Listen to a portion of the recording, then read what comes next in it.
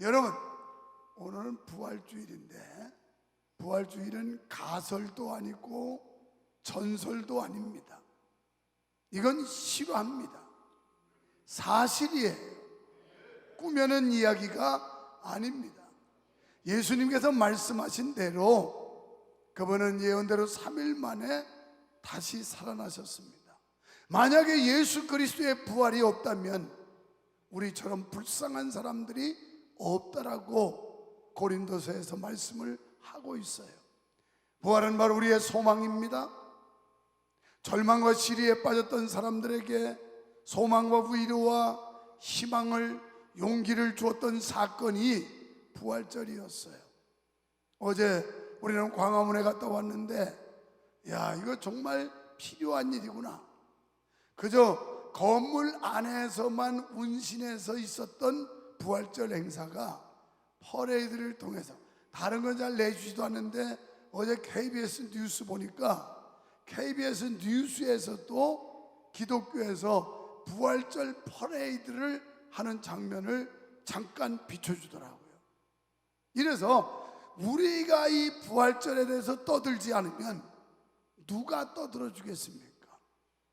우리가 바깥으로 퍼뜨리지 않으면 누가 이 사실을 알려주겠습니까?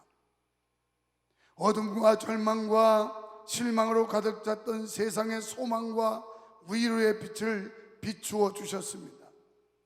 오늘 여기 모이신 여러분, 사실은 매일은 2부, 3부, 4부는 영상 돌립니다만은 부활절 칸타타가 그게 메인이에요. 오늘 맨 위에.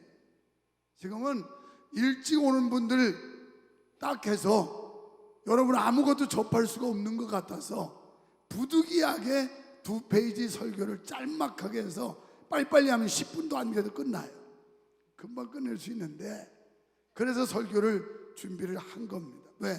칸타타 끝나고 나서 마무리할 때 설교를 하려고. 어떤 분들은요, 아무리 웅장하고 거창하게 칸타타를 해도 메시지가 안 나가면 무슨 오늘 예배 설교가 없냐고 또 투덜거리는 사람이 있어요.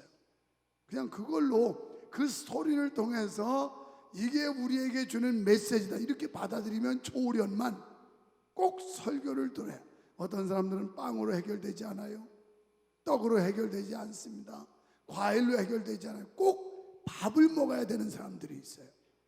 그래서 신앙생활 하면서도 설교를 안 하면 예배를 안 했다라고 생각하는 분들이 계셔서 부득이하게 짤막하게 설교를 준비했습니다.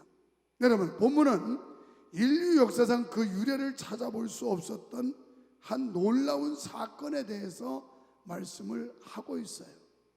저는 제목을 무덤 문이 열리고 이렇게 정했어요. 첫 번째, 무덤 문이 열렸습니다.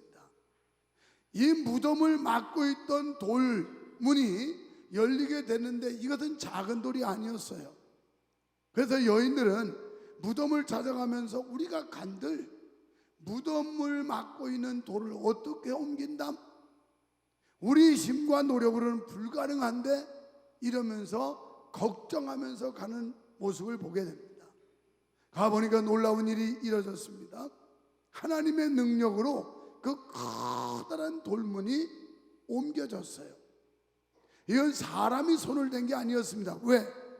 돌문을 막아놓고 예수님께서 예언한 대로 사흘 만에 부활할 것이 두려워서 이들이 임봉을 쳤고 그리고 군대를 파수를 시켰어요.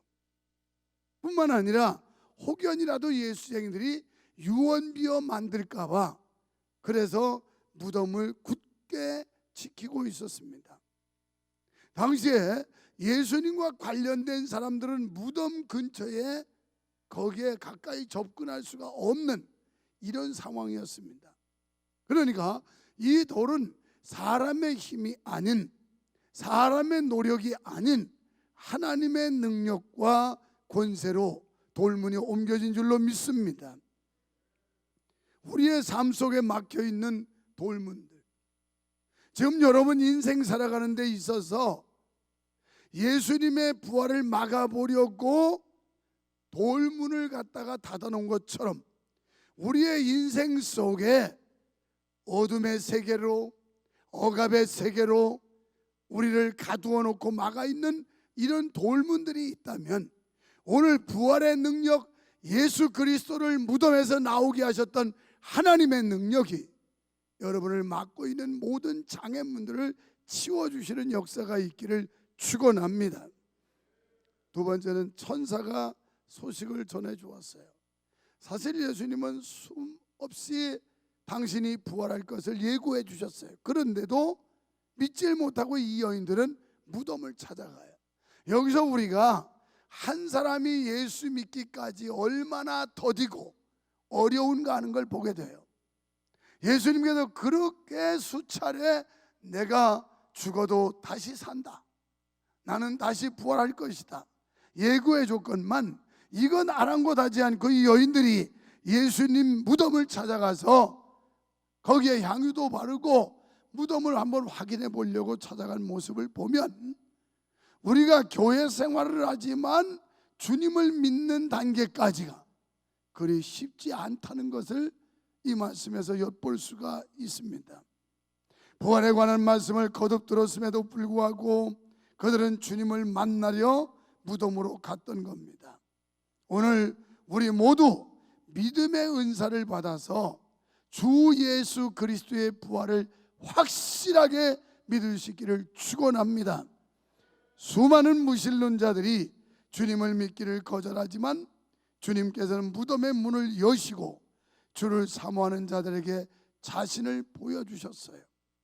어떤 사람은 보지 않고는 믿지 않겠다는 사람들이 참 많아요. 예수님의 제자 가운데도 도마라는 제자가 부활하신 주님이 나타나신 현장에 없었어요. 그래서 제자들이 예수님 다시 사셨다고 하니까 내가 눈으로 보고 손으로 만져보기 전까지는 믿지 않겠다고 합니다. 그때 예수님께서 다시 오셔서 내 손에 못자국을 만져보아라, 내 옆구리에 창자국에 손을 넣어보아라. 그리고 도마가 이제는 내가 주님이 다시 사신 거 믿겠습니다 그랬더니, 너는 나를 본고로 믿느냐, 보지 않고 믿는 자가 복이 있느니라. 여러분, 지금 우리는 예수님을 볼 수 없습니다. 또 환상 속에 보여주는 것도 아닙니다. 그런데 어떻게 믿느냐? 말씀 속에 나타난 예수님을 믿는 거예요. 이 말씀에서 예수님을 그려주고 있고 예수님을 나타내주고 있고 예수님을 볼 수 있도록 설명을 해주는데, 이걸 통해 믿는 자, 이 사람이 복이 있는 줄 믿습니다. 그래서 오늘도 주님은 이런 사람들 속에 살아 역사하세요. 의심 많은 도마에게 찾아오신 것처럼 부활하신 주님께서 나와 여러분의 마음속에 의심을 떨쳐버리게 하고, 그리고 주님을 반신반의했던 우리로 하여금 확실하게 믿도록 하는 역사가 있기를 축원합니다. 하나님의 역사는 누구에 의해서도 제한을 받지 않으시며 미미한 영향도 받지 않는다는 사실이에요. 사람들이 예수님의 부활을 막아보려고 했지만 허사였습니다. 인간의 노력과 방법을 가지고 부활하시는 주님의 무덤을 닫을 수는 없었습니다. 오늘 이 땅에 살아 역사하시는 예수 그리스도, 그분을 어떤 세력도, 어떤 권력도, 어떤 인간의 노력도 그분을 방해하거나 막을 수 없다는 사실을 우리는 믿어야 합니다. 세 번째, 복음 전할 명령을 주셨어요. 이제 무덤을 찾아가서 천사로부터 예수님이 부활했다는 소식을 들은 여인들은 7절에 보면 두렵고 기쁜 마음으로 제자들에게 달려갔다, 이렇게 기록하고 있어요. 그러니까 죽었던 예수님이 살아나신 데 대해서 놀라움이 있었을 겁니다. 그리고 예수님이 약속하신 대로 부활하신 것 때문에 기쁨이 있었을 겁니다.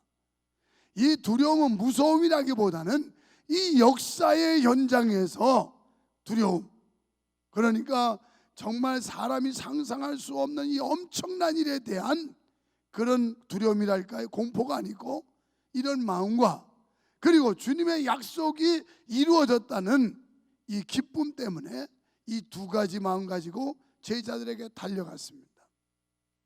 이것이 바로 전도를 향한 명령이에요. 그래서 마태복음 28장 19절로 20절에도 그러므로 너희는 가서 모든 족속으로 제자를 삼아라. 이 부활의 역사를 처음 만난 여인들은 제자들에게 먼저 달려갔어요. 가까운 제자. 오늘 우리는 이 부활절을 맞이해서 가까운 사람부터, 내 집안의 가족부터, 나와 밀접한 관계가 되는 사람부터, 이런 사람들에게 복음을 전해야 된다는 겁니다. 그리고 더 멀리 모든 족속, 모든 이방인들에게까지도 복음을 전해야 합니다. 오늘 이 부활절을 맞이해서 우리만 예수 부활을 누리고 기쁨을 맛본다면 아무 의미가 없어요. 내가 지난주에도 언급을 했습니다. 내 손녀 지우가 화요일날 아침 학교 가기 전에 내게 와서 살포시 안기면서 할아버지, 우리 반 친구들에게 제가 초대장을 5장 줬거든요. 그래서 무슨 초대장인가 나는 모르겠어요. 지금도 뭐 아동구에서 아이들을 초청하라고 줬는지 말았는지 난 모르겠는데 그 5장을 줬는데 그 친구들이 대부분 자기들 교회에 올 수 있다고 말했어요. 오고 안 오는 건 하나님이 할 일입니다만은, 목사님 그래서 지우가 5장 줬는데 5명 다 왔습니다, 다 왔습니까를 따질 게 아니고, 우리는 듣든지 말든지 째를 얻든지 못 얻든지 복음 전하라는 게 주님의 명령이에요. 내가 다른 사람을 전도해서 교회까지 끌어와야 된다고 하는 부담감 때문에 여러분은 전도를 안 하는 거예요. 내가 해봤자 데려올 수 없는데 그거 하면 뭐해. 그런데 성경은 듣든지 말든지, 때를 얻든지 못 얻든지 그냥 전하라는 거예요. 지금 우리가 부활의 주님을 만났다면 이 여인들이 제자들에게 달려가서 외친 것처럼 우리도 이 부활절에 이렇게 사람들에게 예수 다시 살아나셨다고 전해줘야 된다는 거예요. 이게 부활의 의미가 있는 겁니다. 이게 부활의 주님을 만난 사람들의 삶의 모습이에요. 아직도 여러분이 부활하신 주님을 담대하게 다른 사람들에게 소개할 줄 모른다면 냉정히 말해서 여러분에게 구원이 있느냐도 반문해 봐야 돼요. 스스로 확인해 봐야 돼요. 내가 구원 받았나? 나는 구원의 확신이 있나? 나는 지금 오늘 죽어도 천당 갈 수 있는 자신이 있나? 여기서 지금 아리까리하면 문제 있는 겁니다. 이 질문 앞에 여러분이 정말 냉정하게 이 질문 앞에 여러분의 판단이 아리까리하면 천국 간다는 보장이 곤란합니다. 그래, 나는 부활의 주님을 만났어. 그리고 부활의 첫 열매 되신 예수님처럼 나도 천국 갈 수 있어. 나는 구원받을 사람을 확실한 대답을 할 수 없다면, 아리송하다면 심각한 겁니다. 왜? 구원이 담보되지 않기 때문에 그래요. 구원이 보장되지 않기 때문에 그래요. 이제 우리는 이 어린이가 자기 친구들에게 교회 오라고 초대장을 돌리듯이 우리는 주변의 많은 사람들에게 그리스도 앞에 오라는 초대장, 현대적 용어로 전도해야 합니다. 오늘 예수님의 부활을 만난 여인들도 제자들에게 나가서 선포했고, 그 이후에 주님을 만난 사람들마다 복음을 전했다면, 이 시대에 살아가는 우리들도 주님을 만났다면 당연히 주변 사람들에게, 가깝고 먼 사람들에게 예수 그리스도를 전해야 될 줄 믿습니다. 오늘 부활의 주님을 만난 자는 제자들 가까운 가족과 사람들에게, 멀게는 모든 족속에게 이 복음을 전했습니다. 우리도 이 부활의 기쁨을 내가 먼저 맛보고, 그리고 이 부활의 소식을 더 많은 사람들에게 전해주는 이런 은혜가 있기를 주의 이름으로 축원합니다.